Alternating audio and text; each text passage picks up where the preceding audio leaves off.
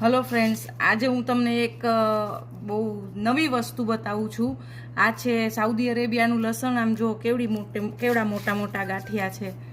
આમ ડુંગળી જેવડા આપણે ત્યાં હોય, મીડિયમ સાઇઝની ડુંગળી હોય ભારતમાં એવડી. હવે આ લસણની ખૂબી એવી છે કે આ લસણ ભારતનું જે દેશી લસણ હોય ને એવું જ તીખું હોય અને ચાઇનીઝ લસણની જેમ ફોલવામાં આવી મોટી મોટી કળીઓ હોય, એટલે ફોલવાનું ઇઝી પડે. આ બે કળી છે, આ ફોલવાનું ઇઝી પડે. અને તીખાસ ભારતનું લસણ જે હોય છે ને દેશી લસણ એવું જ. પ્લસ આમાં બીજી એક ખૂબી છે કે અહીંયા જે જગ્યાએ આવો ગાંઠ જેવો ભાગ દેખાય ને ત્યાંથી એ 2-3 કળી વધારાની નીકળશે. જો આ બધી જગ્યાએથી વધારાની કળી નીકળશે. જો આમાં તો 2 ગાંઠ છે તો અહીંયા બધી જગ્યાએથી નીકળશે. એટલે ભારતમાં આવું લસણની શોધ થવી જોઈએ. કૃષિ યુનિવર્સિટીવાળાએ કંઈક કરવું જોઈએ. આપણા વિજ્ઞાનીઓ બહુ એડવાન્સ છે એટલે કંઈક તો કરશે જ.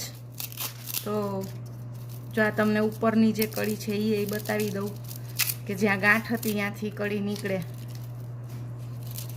મેં ક્યારેય ભારતના લસણમાં આવી રીતે જોયું નથી.